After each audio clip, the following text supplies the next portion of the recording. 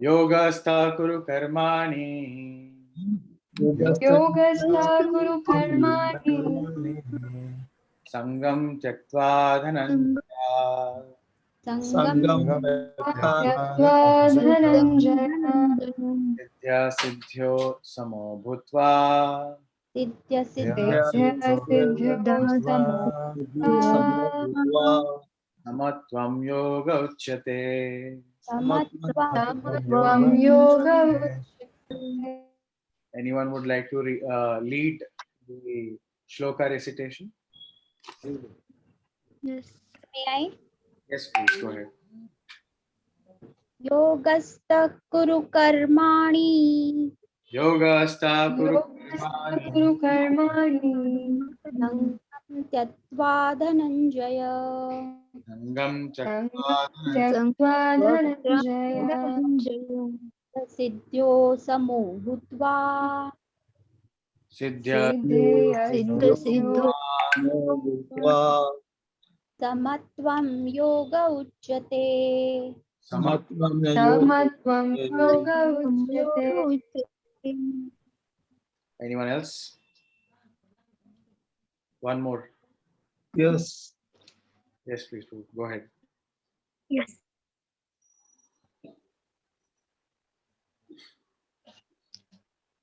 Yogastha kuru karmani. Yogastha kuru karmani.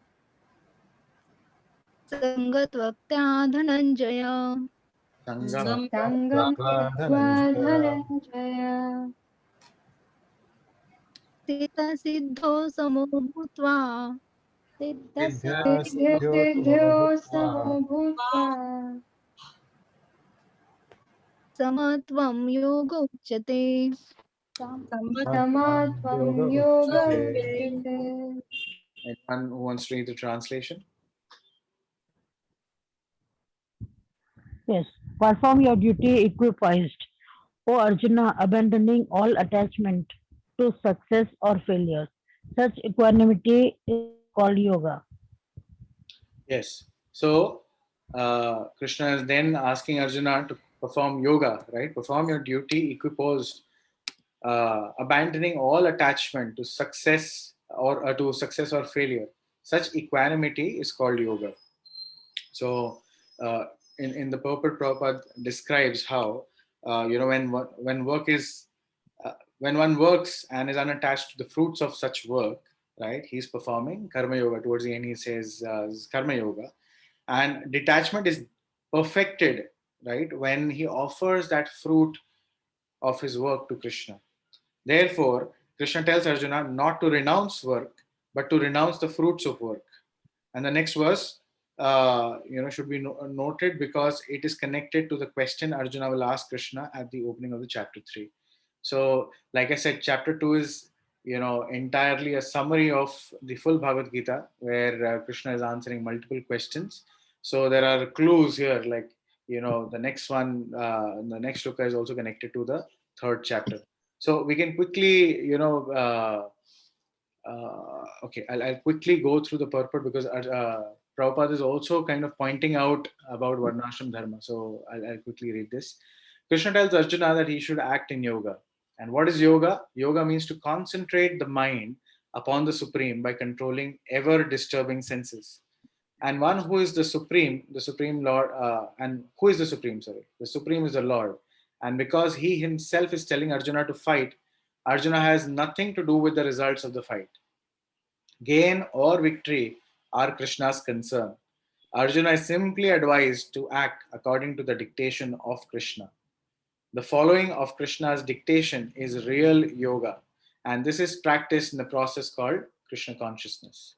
By Krishna consciousness only can one give up the sense of proprietorship. The same idea which we talked about in the previous verse, that I am not the cause or I am not the doer, rather, right? So that's the sense of proprietorship that we have. Right?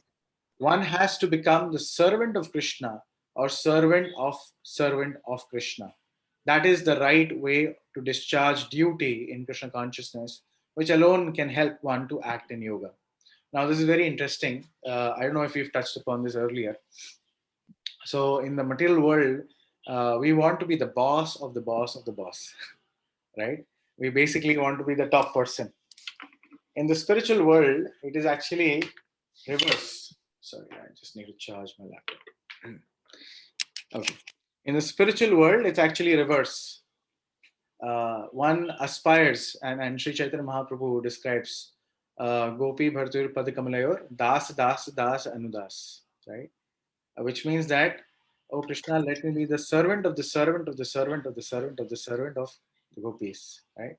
So the more you are down in the hierarchy, right, the more you enjoy serving, right? And so it's not that we say, oh, I am related to Krishna, or I am just connected to Krishna. In fact, Krishna describes that one who claims to be my devotee is actually not my devotee. Right? I'll repeat this again. One who claims to be my devotee is actually not my devotee. But one who is the devotee of my devotee is actually my devotee. So there is this famous pastime, I'm forgetting, was it Madhvacharya or Ramanuja, some great acharya from South India. So this person, he was, you know, he was so elevated that he had a very friendly relationship with the Lord. And he would talk to the deities. Archa Vigraha Murti in the temple, he would actually talk to him. Krishna would actually communicate face to face with him. And there were a lot of people who would come and ask so many things, etc. And he had a servant, very very dedicated servant, very sincere servant, fully surrendered to him. So once that servant asked this devotee, can you please ask Krishna, when will I go back to God? So this devotee, he went to Krishna, the deity of Krishna, and asked, "He Krishna, this servant of mine is asking when he will go back to God." So so Krishna said he is already liberated. He is already Jivan Mukta, and as soon as he gives up this body, he'll return to my abode. And then Krishna informed him, "But you might take some time." And this person was surprised. This devotee was surprised. Arey, how come I'm able to talk to you face to face? I will take time. And here's my servant who's serving me. He can immediately, he's already Jivan Mukta and he can instantly come back. So Krishna actually made that point just to stress that yes, one who's my devotee is great, but one who's the devotee of my devotee is more dear to me. Right? Similar instance happened with Mirabai. So Mirabai's husband, I'm forgetting his name. If anyone knows his name, please, because she's quite famous.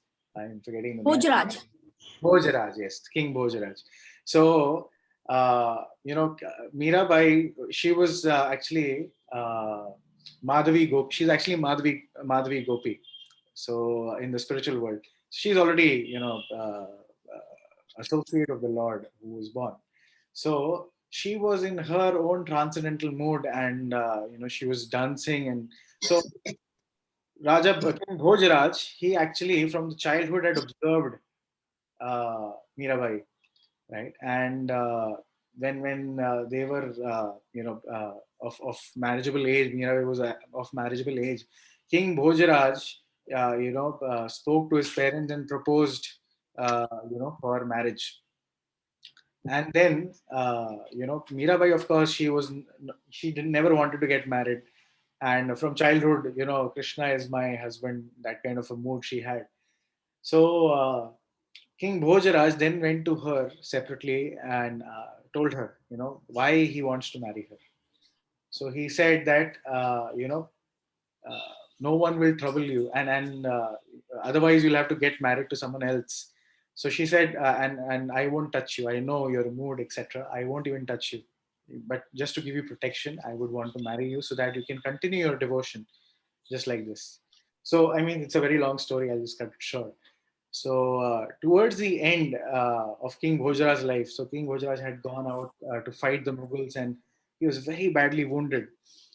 and he was literally, he had cuts all over his body. He was bleeding profusely, and he was completely in bandages and what all sorts of things. And he was lying down. He's not even able to get up. And Mirabai, on one particular day, she was actually having transcendental vision, and she would be, part of the Radha Krishna Leela.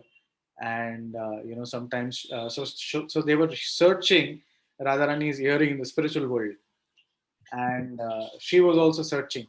And she was going from one place to the other. And physically here, not being conscious of what is happening around, she was also moving from one place to the other, because she was in the spiritual world searching the earring of Srimati Radharani. So at one point, she was about to step outside the window. Right? And King Bhojaraj, looking at this, he had vowed that he would never even touch uh, Mirabai. That was a vow he had taken, and basis that they had gotten married. So she was about to step outside the window and fall. So King Bhojaraj, with whatever little strength he had, he gathered himself and immediately ran and caught hold of Mirabai. So immediately she came out of her trance and she realized, oh, I'm here. And she realized that, oh, King Bhojaraj has touched me. So she had vowed not to touch. So she decided, okay, I'm going to leave you, or because you broke your vow. So King Bhojaraj, he described that, I married you just to protect you, and so that you can continue your devotion service. And it's not that I want to touch you, but you were about to fall out of the window, etc. So and he was in such terrible pain and condition that he was about to give up his life. So Mirabai then chanted for you know uh, King Bhojaraj, and she was meditating on Krishna, and Krishna and Radharani appeared there, and and they were ready to take King Bhojaraj back. Personally, they came to take King Bhojaraj back, both of them. So Mirabai said, "Arey, before me, this guy is going, right? I've been worshiping you since my childhood, but before me, you're taking him like that." So again, Krishna explained that since he has sincerely served you, and you're my pure devotee, since he has sincerely served you, his claim is even higher than yours to go back home, back to God like that. So if we can simply become the devotee of the devotee of the devotee, our life is perfected. That's why we seek out a spiritual master. That's why we take shelter of a pure devotee of the Lord, right? Because Krishna is even more pleased when you serve His. It's just like when there is a father and a son going, a small child is there, and you want to make friendship with the father. You can either go directly talk to the father and he'll be okay, fine. He'll talk a little bit, maybe not, right? Because you're a stranger. But if you actually, do something for the small child, you give him a small toffee, or you smile and you pat him, etc. Or you do some act of love towards the child. The father is immediately, or the mother is immediately, disposed in a friendly way to you, because you're serving in some way or the other the child, right? So it's very, very natural. It doesn't have to be even an odd conversation to a stranger to get to know each other. It's become very natural because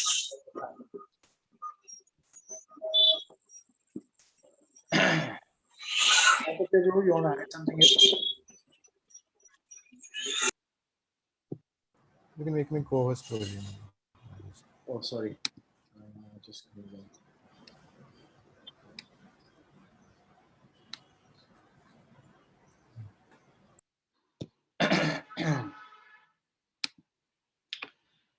right. So therefore, servant of the servant of Krishna, right? And in the second paragraph, Prabhupada is describing Arjuna is a Kshatriya, and as such, he's practicing or participating in the Varnashram Dharma institution. It is said in the Vishnu Puran that it is said in the Vishnu Puran that in the Varnashram Dharma, the whole aim is to satisfy Vishnu. No one should satisfy himself, as is the rule in the material world. Sorry, just 1 second. Yeah, no one should satisfy himself, as is the rule in the material world, but one should satisfy Krishna. So, unless one satisfies Krishna, one cannot correctly observe the principles of Varnashram Dharma. So, indirectly, Arjuna was advised to act as Krishna told him. So, if we can reach the highest perfection of following Varnashram Dharma just by following what Krishna is asking us to do, right? Like in this case, what he is asking Arjuna to do, if he simply, without thinking of victory or loss or any result, he simply acts, that's the perfection of following Varnashram Dharma. What is Varnashram Dharma? It's Varna and Ashram. Ashram means shelter, right? Ashrama means a place of shelter. So, who is the uh, ashraya? Who's the who's the person whom we take shelter of? The ashraya is Lord Krishna himself. So the purpose of Varnashram Dharma is to satisfy the Supreme Personality of Godhead, Krishna. Yes, Prabhu. Sorry, you want to add something, Parthapriya Prabhu? No, Prabhuji. All right. Let's chant the next one. Durena hi avaram karma. Durena hi avaram karma. Durena hi avaram karma. Durena hi avaram karma. Buddhi yoga dhananjaya. Buddhi yoga dhananjaya. Buddhi yoga dhananjaya. Buddhi yoga dhananjaya. Buddhau sharanam anvicha. Buddhau sharanam anvicha. Anvika. Buddhau sharanam anvicha. Buddhau sharanam anvicha. Kripana phala hetava. Kripana phalahetaha. Kripana phala hetava. Kripana phalahetaha. Anyone would like to lead the shloka recitation? Yes, Guruji. Yes, please go ahead. Durina havaram karma. Durena Nahi avaram karma. Buddha Dhananjaya. buddhi yoga Buddhi yoga dhananjaya. Sharanam Vincha. buddha Sharanam Avincha Avicha. Anvicho Anvicha. Rupana Palahetava. kripana phala hetava. Hetavaha. Okay. Translation. Anyone would like to read the translation?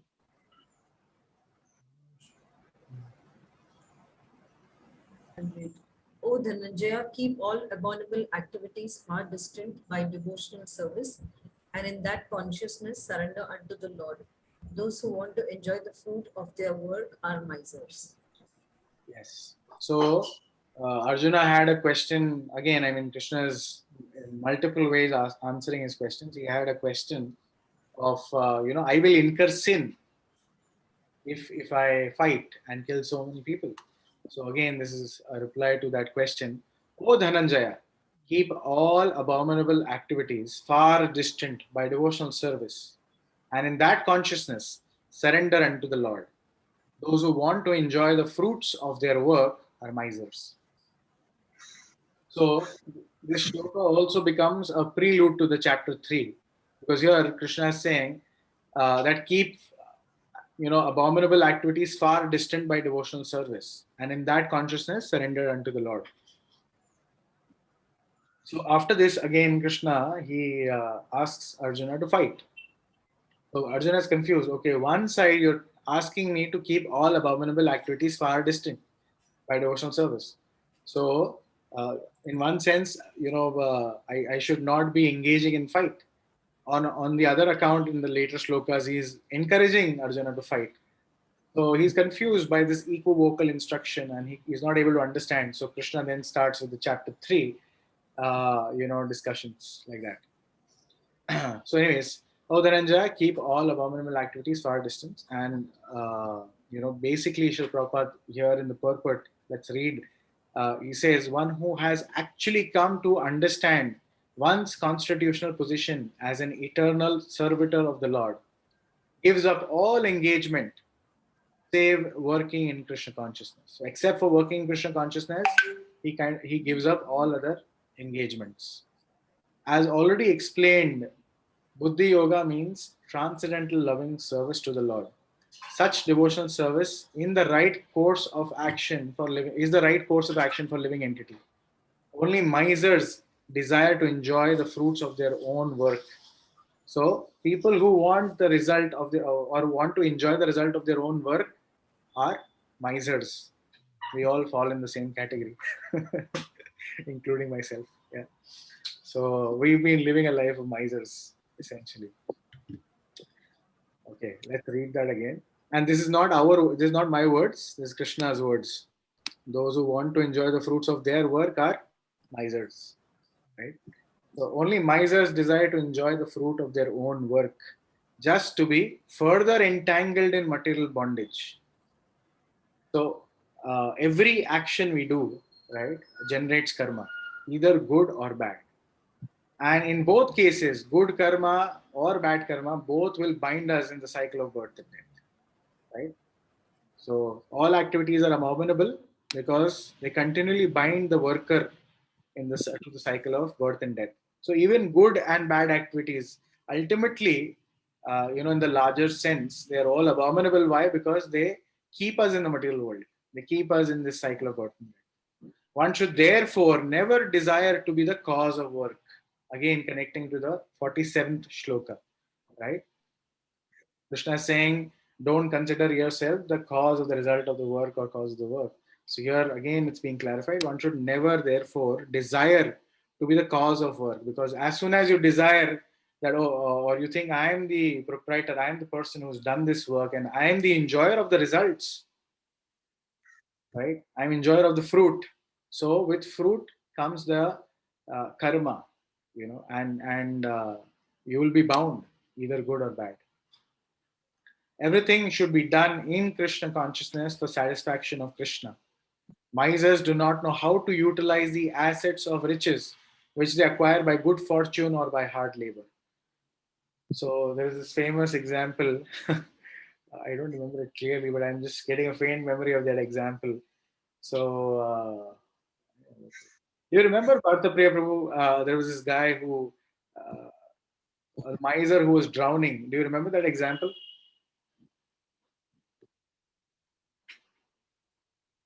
Yeah. No, Guruji. Okay, huh. So I think the example was there was a miser. He had not given anything to anyone in his entire life. He had only collected and taken, and it was like just accumulating stuff. He'd never cultivated a habit of giving. So once this guy, he had gone to the river to take a bath, and somehow the other he was swept away and he was drowning. And then there was a man who was trying very hard to save this person. He jumped into the river and was trying to swim up to him, and he was shouting, "Give me your hand! Give me your hand!" Right? But this guy was not giving. Like, I've never learned giving. So miser. So he drowned. Right? So one should spend all energies working in Krishna consciousness, and that will make one's life successful. Like misers, unfortunate persons do not employ their human energy in the service of the Lord. So one who does not take up to Krishna consciousness, or does not, use his energies for the service of the Lord, is a miser actually, and especially after knowing, if he doesn't, is really really a big miser, right? So I think it was in description of. Wow, today my memory is failing in so many ways. So yeah, Ambrish Maharaj. I think it comes in that section of Srimad Bhagavatam. So one who has the gift of hearing, one who has ears, but doesn't hear the holy names of the Lord or pastimes of the Lord, his ears are like snake hole, right? And Prabhuji, you remember the others? No, not really. Okay. So there are descriptions like that. One who doesn't use his intelligence, uh, for cultivating Krishna consciousness, it's of no use. One whose body doesn't wear tilak, it's like dead body. So like that, there is description given. Very strong words are actually given in the scriptures in Srimad Bhagavatam there. So actually, and we suffer heavy reaction for somebody who has the opportunity of practicing Krishna consciousness or understanding Krishna consciousness. If he doesn't apply his intelligence as a reaction, or if he's wasted his human form of life just of thinking and applying his intelligence in other places, next life he's born mad, right? Somebody who doesn't utilize his ear, he's born deaf. So, I mean, the laws of nature are very, very strict. The only purpose we have here in this human form of life is to practice Krishna consciousness. If we fail to do that, even after getting exposed to it, if you fail to do that, very heavy reactions are there. Not that one, I mean, the expectation is you become a perfect devotee right away, but one who, completely gives it up, or, doesn't use his intelligence or his, the facility of seeing, hearing, etc. Nature has very, very heavy reactions.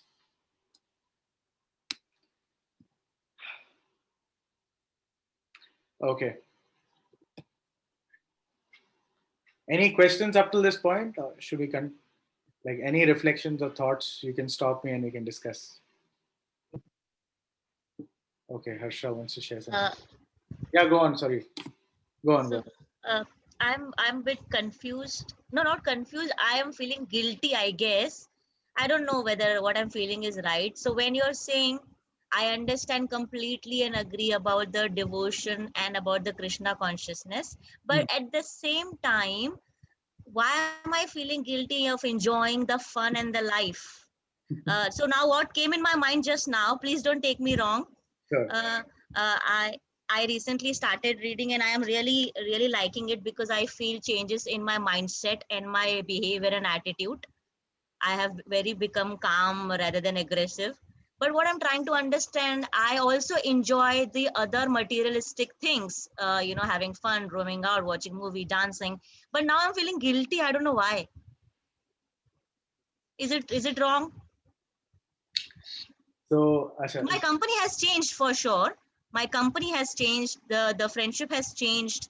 I am least bothered about other people who are doesn't have the same thinking or the same standard like me. But I am I am a bit confused. sure. So, I mean, one example comes to mind. So, you may enjoy eating, all kinds of food outside, right? But when your health is really deteriorating, and you realize, and then you get on a diet regime, and you start becoming healthy, you feel guilty. अरे मैंने उतना कितना खाया उधर, right? Uncontrolled. So I mean, it's like that essentially. So when you have the higher taste or higher knowledge, you automatically realize ki, what was I doing? I really wasted my time all this while. So it's natural to feel like that. So, yeah. Okay, Harsha, she wants to say something. Yeah. Okay. So I heard in this lecture, first of all, Hare Krishna. I heard in this lecture what is sin. So there are different types of hells for us when we do sin. So now the question is, what is sin? So the teacher said that sin, the word is coming from the root diversion. When you're supposed to hit on a particular object, but you're uh, diverting from there. So that is sin. So if we connect it to our life, what is sin? So basically, this human life is given for a particular purpose. And if we don't do that, it means the mind and the senses and the intelligence are torturing the soul. Now, the soul is a passenger in the body. But if the mind, now the soul wants to go obviously back home, it wants to connect to its complete whole. So, when the soul is tortured by the mind, when the mind is overpowering and telling the soul no ways, forget all this spiritual realization, self-realization. I just want to enjoy. So that is sin, because the mind is diverting from the path of actually जहाँ soul को जाना है. Hmm. Okay. Thank you. Thank you. All right. Parthapriya Prabhu, any other comments, or should we move ahead? Yes, I want to say During- something Yes, regarding yes. that story about the miser you told me. You Yes. just said. There's another version also which I heard, that late after many lifetimes, when God wanted him to come back home, he sent the situation was same. There was a person who was trying to save him. Instead of saying give me your hand, he started saying take this hand, take my hand, take my hand. Yes. So so when, yeah, he was a miser. So when he went to take his hand, he was saved, and Yeah. thus he got the right path. Thank you. Thank you so much for sharing that. Yes. Yeah, I of was not course. able to remember the full story, so I kind of. Even I vaguely remembered it. I had heard it long back. Thank you for reminding me the first part of it. Yes, Hare Partha. Krishna. Hare Krishna. Thank you. Yeah. Yes, Parthapriya Prabhu. So that word miser, it just reminded me of the song, Vaishnav song, Bhajaure Mana. Hmm. So in the second stanza, it says, Sita atapa bata barisana e dina jamini jagire. Vifale sevana kripana durajana chappala sukhala balagire. So there it says that one thing is being misers ourselves, and the other is serving who are misers. So it says that bifala sevana kripana durjana. So in this world, we are actually serving misers, outside, like in the material world. And what is it that we are doing that for? It's chapala sukhala balagire. So it's for some temporary material happiness. We are trying to serve the misers, and then in that way we are wasting our lives. So that is also one way we are actually not properly utilizing uh, the human form of life. And in contrast, by serving the devotees, as Prabhuji also mentioning before, that how we can actually become devotees by serving other devotees. There are so many verses that speak in glories of uh, when we serve devotees instead of serving misers, then actually we make progress in Krishna consciousness. That's it. Thanks so much. Prabhu. All right. We move on to the next shloka. Buddhi yukto jahati ha. Please repeat. बुद्धि बुद्धियुक्तो जहाति था. Buddhi yukto jahati ha. बुद्धियुक्तो बुद्धियुक्तो जहाति हा. Ubhe sukrita dushkrite. उभे उभे सुकृतदुष्कृते. Ubhe sukrita dushkrite. उभे उभे सुकृतदुष्कृते. Tasmad yogaya yujyasva. तस्माद् तस्माद् योगाय युज्यस्व.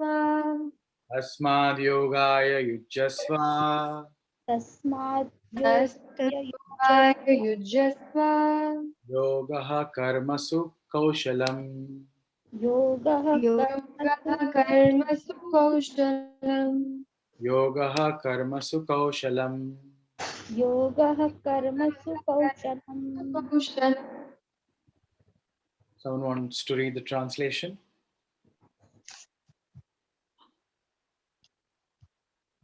Yes, I'll read. Go ahead. Translation. A man engaged in devotional service rids himself of both good and bad reactions even in this life. Therefore, strive for yoga, which is the art of all work. Yeah. So you can actually, it's a very short purport. Go ahead and read the purport also. Okay. Purport. Since time immemorial, each living entity has accumulated the various reactions of his good and bad work. As such, he is continuously ignorant of his real constitutional position. One's ignorance can be removed by the instruction of the Bhagavad Gita, which teaches one to surrender into Lord Sri Krishna in all respects and become liberated from the chained victimization of action and reaction, birth after birth. Arjun is therefore advised to act in Krishna consciousness, the purifying process of resultant action. Right. So again, reinforcing how he can rid himself of all good and bad reaction. Krishna is saying a man engaged in devotional service rids himself of both good and bad reactions. Therefore, strive for yoga, which is art of all work. Right. So Krishna here is saying act in Krishna consciousness, and later in Bhagavad Gita he also describes Mam Anusmarna Yudhyacha, fight remembering me. Right. What is the art of work? Not that you renounce the work, but you actually do the work, as a service to the Lord. So that you are free from reactions, good or bad reactions. There is no karma generated. There is no vikarma generated. It's called akarma. Akarma means acting in Krishna consciousness. Right? Yes, you have your hand raised. Uh, Then uh, so the question came in my mind because of the birth after birth. It's death related. Prabhuji, I want to know those who commit suicide, what happened to their soul? those who commit suicide is basically ending your life yourself before time, and people generally do this to escape whatever situation they are in. So they have, by the law of karma, they have certain reactions to go through, and they want to get rid of those reactions because the suffering is too much to handle, and then they try to commit suicide. So basically they will destroy their physical body either by multiple ways of suicide. They'll By the ways of suicide they'll finish their physical body, but the law of nature is very very strict. It's not like the government law ki signal tod diya kisi ne dekha nahi and I am good. Right, it's not like that. So the laws of nature or laws of Krishna are very very strict. So you have to still go through the same suffering that you were entitled to, plus the added suffering of the sin of committing suicide. So what happens? Okay. So what happens is you get a ghostly body. So you're still here, and you still have to suffer those things, plus the sin of committing suicide. So you enter into a ghostly body. So what happens to those souls who are dying because of COVID? It is unwillingly dying. Yeah, it's not. See, that is not suicide. That is not. But they will also like based on the karma, they will rebirth again. It is because they did not. There was not a natural death. It was not a natural death, right? Because of COVID. No, so if someone has to die, so I'll tell you a very quick story. I was reading Srila Prabhupada long back. So Srila Prabhupada, he was actually a chemist, which means so before he started the Krishna conscious movement, and before he took sannyas, he had a business in so much so that he could have been the number one pharmacist in India. He was so expert, and he had that business acumen as well. So he was working with Dr. Bose, the famous Bose who said plants have life, right? I think J.C. Bose, right? So he was working in Dr. Bose's laboratory when he was very young. Then he started his own, pharmacy, etc., and he had a big business. So and there were a lot of offers, from international companies also, and he could have been the biggest, pharmacist in India at that time. But he did not choose to do that because he was not after money. So he was saying that when he was traveling across India, he used to travel a lot, and he used to travel by train, etc. He used to travel a lot in different parts of the country, and he was hearing, or he was rather seeing people. Right, the doctors have written off that this person won't survive because there were certain diseases going at that point in time also. So some people with very very critical illnesses, the doctor has already said that this person won't survive after 2 months. Right, and Prabhupada, he has met those people who the doctor has written off, saying that 10 days, 2 months, 6 months, and he's meeting them after years. They're still there, and other healthy people, they've died. Right. So jiska jaisa time aayega, right, when someone is supposed to be supposed to die, they will die.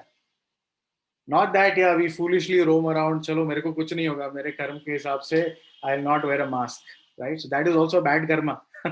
To ignore such things and just roam around. And as a result of that bad karma, you might contract COVID and die, right? So we are supposed to use our faculty of intelligence not to take unnecessary risk. At the same time, people who are dying, they are also dying because of their karma only. Somebody who is not destined to die won't die. Akal mrityu hota hai in different cases, like suicide is one case. There are some other accidental cases as well. I'm not sure if this falls in that category as such, because if you see the death rate, right, it's as good as, right, birth rate all across the world. So people may die individually in their homes without anyone knowing, without the news channels talking about it, or they may die in a tsunami altogether in one single place, or they may die through such a pandemic, right? So it's actually collective karma that is coming back to us. I hope. Thank you. Yes. Yes, Partha Prabhu, anything you want to add to this? No, Guruji. What about those who die in accidents? Yeah, so good question. So accident also, I think majority of the times can happen because, or may happen because of karma at the end of the day. But there are certain accidental cases that, I cannot, because karma is very complicated. It's actually extremely complicated. It's very, and Krishna also describes kim karma kim karma kim akarmeti kavayo patra mohita. Even the intelligent persons are bewildered. So it's very, and the reactions how people get is very, very difficult to for us to decipher or understand. It's actually decided by higher authorities, and there are cases where accidents may happen, and people might akal mrityu, what we call, people might leave before they are destined to leave. But yeah, in most cases it is because of the reaction.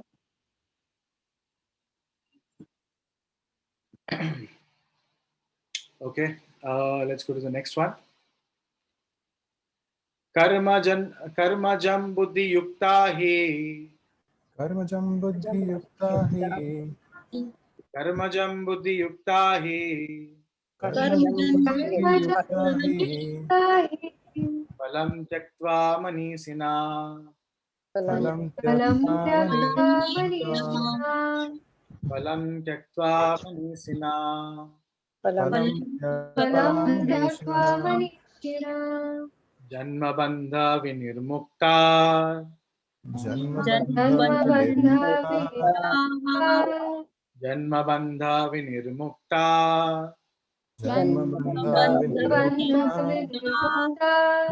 पदं गच्छन्ति अनामयम्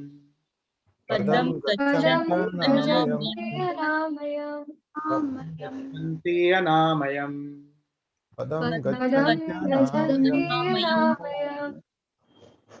would like to read the translation? Yeah, I'll read. By thus engaging in devotional service to the Lord, great sages or devotees free themselves from the results of work in the material world. In this way, they become free from the cycle of birth and death and attain the state beyond all miseries by going back to Godhead. Yeah. So by thus engaging in devotional service to the Lord, great sages or devotees free themselves from the results of the work in the material world. In this way, they become free from the cycle of birth and death and attain the state beyond all miseries. So if you look in contrast, compare devotees to jnanis, for example, jnanis, they understand, okay, I'm the soul, I'm not this body, and I don't belong here. And therefore, I should detach myself from everything material. And that's how I attain perfection. They don't even have, a complete picture or an idea of what is perfection, but they think that, okay, I will attain perfection just by detaching myself. So their process is just to give up things, right? And even for that matter, the yogis, right? The Ashtanga yogis, They're trying very hard, with the yoga process to detach themselves. They go and live in a jungle, lay down deer skin and kusha grass and sit and meditate, with a focusing their eyes on the tip of the nose and meditating on God, right, or Paramatma within the heart, right? They don't know how he looks, they don't know how Paramatma is, but they're trying to meditate inwards on the Paramatma in the heart, right? That's how the process of yogi is. It's they would want to meditate like that for so many years together, and that's how they may attain some perfection. But for a devotee, it's extremely simple. He simply needs to engage himself in different devotional activities, which are very, very natural for us, right? Which we, anyways, do for serving either ourselves or our families or relatives. If we simply divert that to serve Krishna and then partake things as prasad, right? The same act, which is so simple and natural for us, becomes the cause of our liberation from the cycle of birth and death, right? Otherwise, it's a very, very, it's an uphill task for others, right? It's an uphill task. One has to, it's almost like pushing a big boulder, and that boulder is like a mountain in itself, the mountain of our sins. It's like pushing that uphill, right? हम पहले step पे ही धक्का मार मार के वहीं पे faint हो जाते हैं. Devotional service, through devotional service, that mountain of sin, just by chanting Hare Krishna Mahamantra, is reduced to a small stone, which we can still push. We still have to push. Not that Krishna consciousness is extremely easy, but we still have to push. But it is manageable, and we can push it uphill. And there will be a point where you reach the peak, and then the process is downhill. So, what is this uphill and downhill? So, there are 9 stages or 9 steps of devotional service, right? Which is Adav Shraddha. First is the initial faith, Shraddha. Then, with Shraddha, you have Sadhu Sang, right? So, you actually start associating with the sadhus, right? Like Partha Priya Prabhu here. Here we are all getting his association. It's Sadhu Sang, right? So association with sadhus. Then Bhajana Kriya. When you associate with sadhus, what happens? Naturally, you start Bhajan Kriya, which means chanting or hearing about the Lord or singing kirtan like that. So Adav Shraddha Tatha Sadhu Sang Bhajana Kriya, right? And even while reading, the purports, we are trying to associate with Srila Prabhupada, who is the greatest sadhu, right? So Sadhu Sang leads to Bhajana Kriya. We are all chanting, right? Prabhuji has started the morning 6 o'clock practical session of Krishna consciousness, chanting Hare Krishna together. Bhajan Kriya. Then with Bhajan Kriya, what happens is Anartha Nivritti. All the misgivings in the heart, all those, all the dirt or anarthas in the heart, they start going away. Right?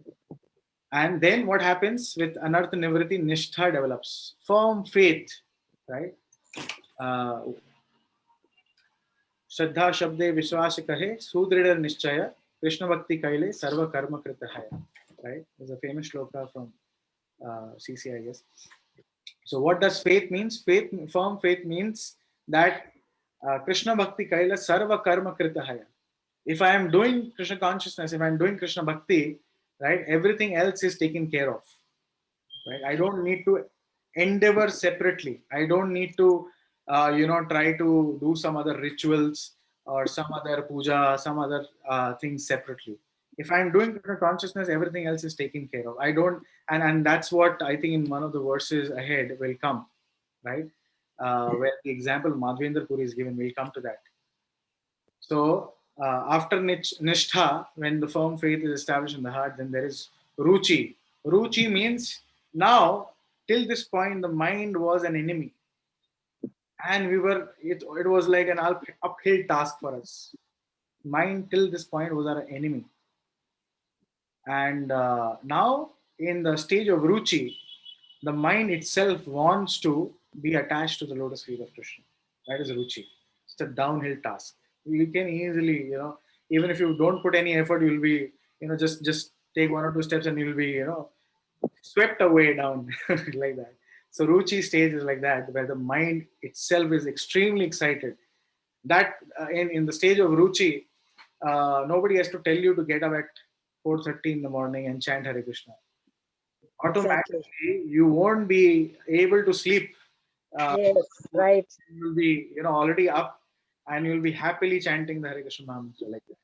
So, sadhana bhakti is, following the rules and regulations, set or given by the acharyas. So we follow, and in the beginning stage, we do it out of sense of duty, or even out of sense of force. Okay, I know this is to be done, therefore I should do it, even if I don't like it, right? It's like poison in the beginning, but the result is nectar in the end. So up till the point of anartha nivriti, it's very, very uphill task. Once nishtha and ruchi starts, it's a downhill task, right? So after ruchi, asakti, so much attachment that you cannot do even a minute without, or even a second without remembering the Lord. Asakti. Then bhava. Bhava is transcendental emotions for Krishna, and then ultimately prema. So these are 9 steps of the, or 9 stages of devotional service, from Shraddha to Prema, like that. Okay, so by engaging in devotional service to the Lord, great sages or devotees free themselves from the results of the work in the material world. In this way, they become free from the cycle of birth and death and attain the state beyond all miseries, which is going back home, back to Godhead. Yeah. Prabhu, you want to add something here? Prabhuji, the purport is nice. I was just reading. Yeah. Go ahead, please include. Yeah, this particular one. Whole thing. Samashita ye pada pallavaplavam mahat padam punyamash. So as Prabhuji was explaining, so this verse from Bhagavatam also says that one who's taken shelter of the lotus feet of the Lord, for him the whole ocean of material existence becomes very small, like a calf's hoof print. So we all might have seen, or maybe not seen because we're in cities. Uh, in villages there are cows and calves, and the calf's hoof print specifically, maybe during the rainy season, you'll see on the land, and how easy it is to jump over it. It's very small, like a small puddle. So here it's said that one who takes shelter of the lotus feet of the Lord, for him the whole ocean of material existence becomes so small, and he can easily cross over and go back to Vaikuntha. It's like that. And the Prabhupada explains further in the purport that there are others who do not understand their constitutional position as part and parcel of the Supreme Lord, and for them they just try in the material world to balance things. So there'll be so many miseries all over, and it's a balancing situation. If there is COVID, try and get a vaccine. If the roads are not good, or if there is too much traffic, then build a flyover, or bring metros. So it's just balancing all the material, problems in life. But if we take shelter, then we can easily cross over. And Prabhuji nicely explained the whole mountain going up and how it becomes easier as we progress in Krishna consciousness. Right. Yes, Prabhupada here is also describing how, when we understand our real constitutional position as eternal servitor of the Lord and know the position of the personality of Godhead, then we can easily engage ourselves in transcendental loving service of the Lord and become qualified to enter the Vaikuntha planets. So it's very natural. I was hearing a class this morning. So, Vaisheshika Prabhu is describing how even while chanting, even if we have that one moment of focus and attention where we are in a helpless condition, calling out to the Lord. So chanting, our process is not meditation. Meditation is a process for Satyuga. The process in Kali Yuga is, and Prabhupada describes, the chanting. What is chanting Hare Krishna Mahamantra? It's like the cry of the baby, for mother, right? So it's like we are drowning in the ocean of material pool, right?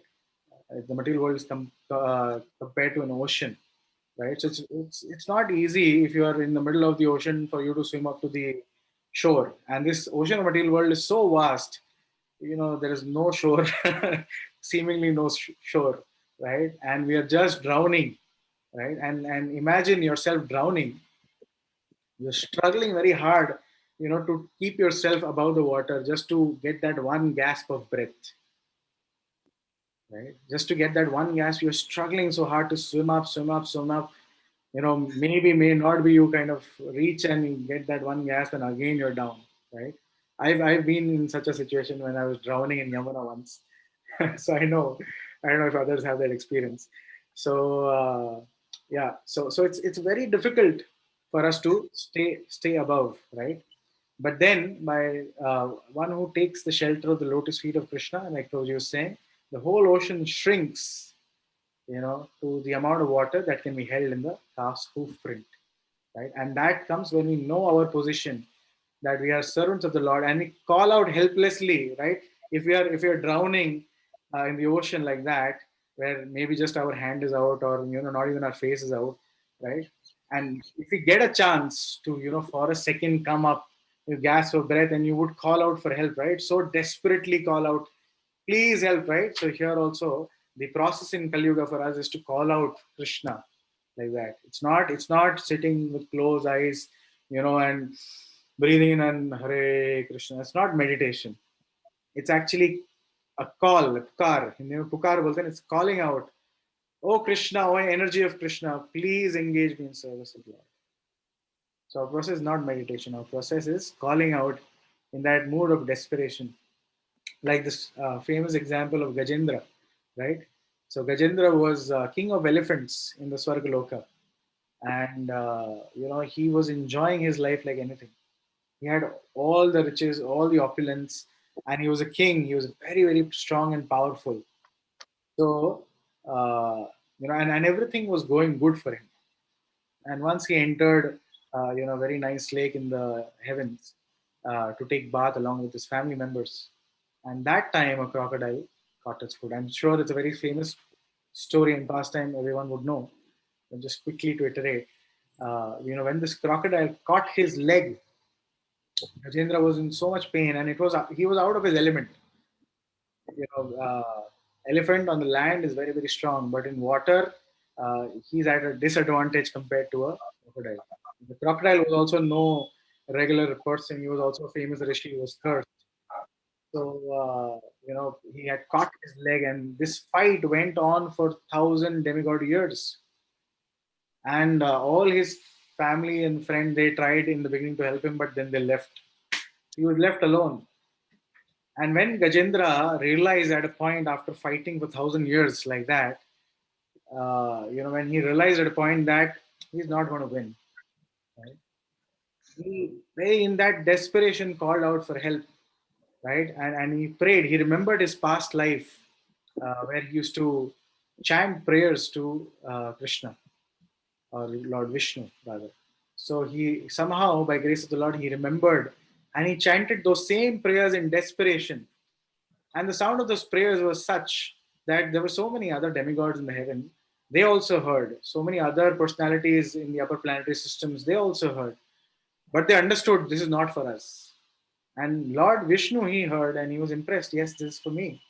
And he was impressed by the desperation and the mood in which the prayers were being made. And immediately, without wasting even a second, he set off on Garuda to help Gajendra. And Gajendra, with a lotus in his hand, although in that condition where his leg is being bitten off, he's being dragged into the water, he picked up a lotus with his trunk and offered that to the Lord while he was just coming. And the Lord, with his disc, cut off, they chopped off the head of the crocodile. So like that, even the crocodile was liberated because, again, personally killed by Lord Vishnu, and again, he was a great sage. And Gajendra was also liberated. So yeah, it's our process is to call out in the mode of desperation. And I personally try to do this meditation that, okay, I'm in an ocean, drowning, and calling out for help to Krishna. We are actually in that position. We are actually in that precarious position. Okay, it's already 12:33. Should we do this one shloka, or should we stop? Actually, let's stop for questions. I think we can questions and any reflections if there are. Mataji is, I think, leading bhajan today. Harsha Mataji. Oh, I have to tell her she's not prepared. I think she has. You can just check with her. So any questions, any comments, anybody, or any reflections? Anything that you think made sense, or you're taking back something that you remember from the session today? Prabhuji, I want to ask a question. When you said that even crocodile got mukti because he was dead by Lord Krishna, I want to ask, you know, Ravana was a devotee towards Shiv, right? Shiva. Okay. So did Rama deliberately kidnap Sita because he wanted to die by Ram? No, there was no deliberate act like that. And Because he wanted the if you look at the history, if you look at the history, go back even more, then Ravan and Kumbhakarna are none other than Jay Vijay. They are the two Dwarpals of Vaikunta, right? They were cursed by uh, these four Kumaras when they were trying to enter Vaikunta, the seventh gate. They could not cross because Jay Vijay stopped them. And being stopped like that, they cursed Jay Vijay that you'll have to take birth uh, in the material world. Then the Lord gave them option, so many lifetimes as my devotees, or you want to have 3 lifetimes as enemies. Because the Lord also, he's Rasaraj. He wants to enjoy different rasas, right? And there are 5 main rasas and 9 sub rasas, right? 5 main moods of in which he has relationships with devotees, and 9 other rasas. So one of the rasa is Virya Ras. Viras means chivalry, or the mood of fighting and for the right cause, etc., like that. So the Lord wants to experience that also, right? Just like how two friends, they're friends, but when they are in mood, they'll play kushti, they'll play fighting, right? Just to have fun, like that. So the Lord, when He wants to enjoy that rasa, who can fight with the Lord, right? So it has to be one of His devotees only who would play that role. It's almost like a stage drama, right? So Jay Vijay then said, okay, fine, 3 lifetimes as enemies is fine. So they were born as Hiranyakashipu, Hiranyaksh, then Ravan and Kumbhakarna, then Shishupal and Dantavakra, progressively in different ages, like that. Does that answer your question? Yes, yes, yes. All right. Quickly, any 1 or 2 questions or comments? Otherwise, we get to Kirtan. Anybody, any questions, any comments, or any reflections? Yeah, hello. Yes, yes. Yeah, you just mentioned that when you turn to God and sometimes you are called, it is a call from God. And I think I'm experiencing that because I never got up before 7 or 7:30. And once you mentioned this, we are going to have Maha Mantra, and those who want to join can join. Since then, it's like God calling me, waking me up, get up. And you won't believe, I get up, I have my bath, I want to be clean, and then sit for my budget. I just feel it is God who's waking me up Yeah, and putting me here. very nice. Yes. So at night, when we're going to bed, of course, we should plan our day in a way that we can go to bed early. But at night, you can go to bed praying to the Lord that tomorrow morning I want to start my day by chanting Hare Krishna Maha Mantra. Partha Priya Prabhu has kindly started this for everyone, so they can join online and chant together. It's just my personal experience I share. Yeah. So like Narayani Mataji, so everyone can actually pray to the Lord that please, I want to get up, please wake me up, and you will see, miraculously, God helps. If you want to take one step towards the Lord, He will take 10 steps towards you. So try that, and try to join Prabhuji in the morning at 6. Guruji, I'll just take this opportunity to thank everyone who's joining in. Some of The members have been very, very regular. Narani Mataji herself, I think she's not missed a single day ever Yes, since only we started. one day I was feeling a little sick and I was a bit late, but I jumped out and I joined. That is very nice. And there are many others who are joining every day. Krishna Agarwal Prabhu, Pallavi Mataji, Kavita Mataji, Yagya Mataji, then Vishnu Kanta Mataji, Priya Mataji. So there are so many of them who are joining almost every single day from 6:15 to 7 we are doing it. So request others also, they may join. Uh, I'll just post maybe the link again in case you would like to join. You can just share a Gmail ID. And Proji, Harsha Mataji is ready to lead bhajan. He's ready. She's there. Yes. Okay, okay. I'll just present the screen with the song.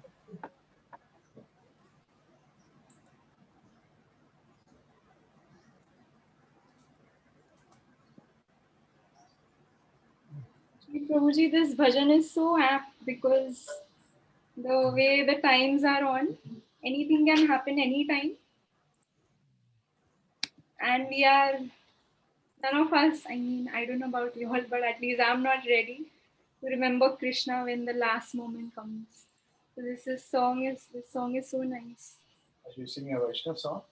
Prabhuji asked me to sing Bhaja Hure. Okay, if you can put that up for others to follow. Yes, Proji, just doing that. Um,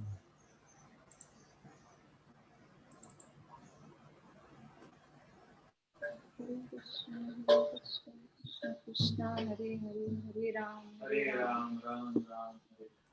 can you all see? Yes. Is it visible? Yes. Yes, yes.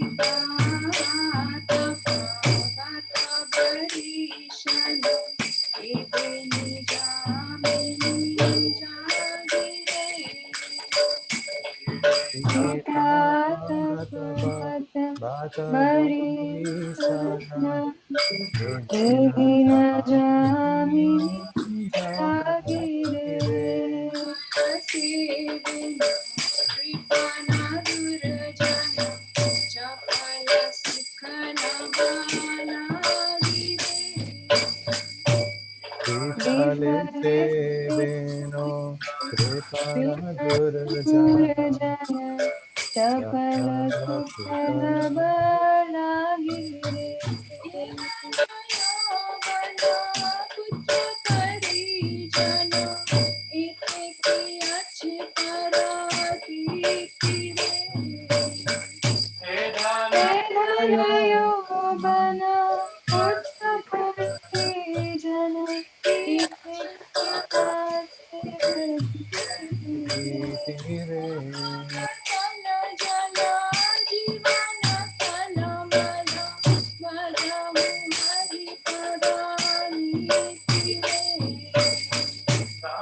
Kamala Dala Jala Jivana Tala Mala Bhajo Hari Parani Shravana Kirtana Smarana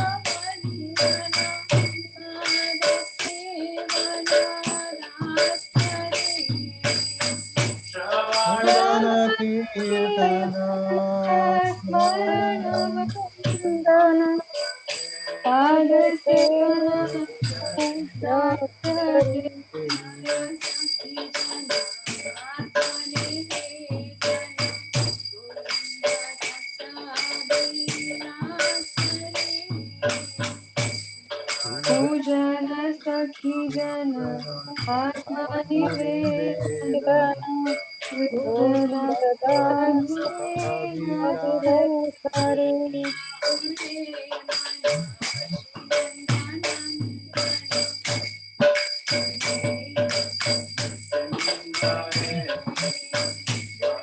Bhajamure Mana Nandana Jaya Paramuri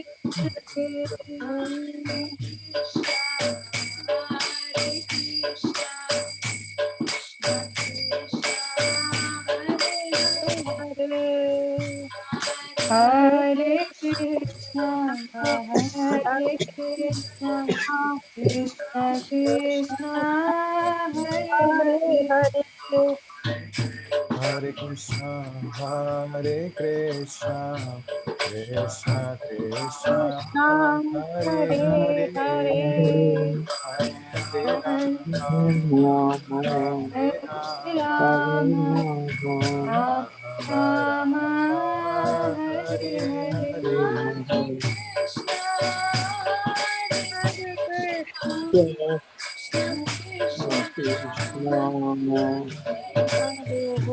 Hare Krishna Hare Hare Krishna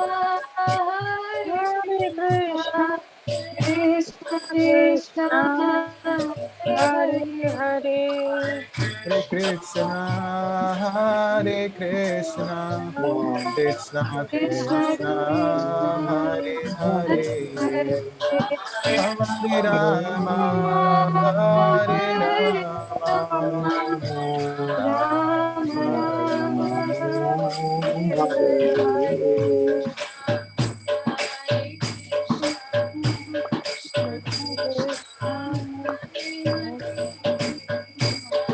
Hare Krishna, Hare Krishna, Krishna Krishna, Hare Hare, Hare Krishna, Hare Hare Rama, Krishna, Rama Krishna Krishna, Rama, Hare Hare Hare, Hare, Hare Rama, Hare Hare Rama, Rama Rama, Rama, Hare Hare, Hare, Krishna, Hare Krishna, Krishna, Hare Hare, Hare Hare Rama,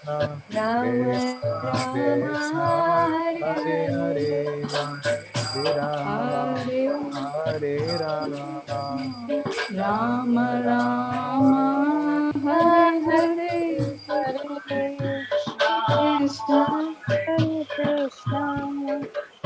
Krishna, Hare Hare Hare, Hare, Rama Hare Hare Rama, Rama, Rama Rama,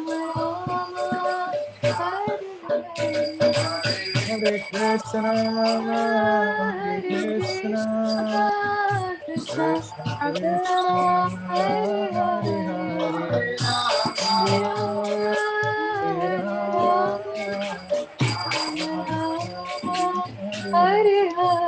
Hare,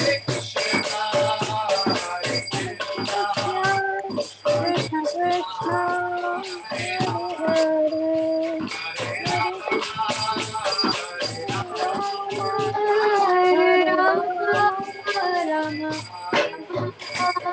Hare Hare, Hare Krishna, Hare Krishna, Krishna Krishna, Hare Hare Hare, Hare, Hare Rama,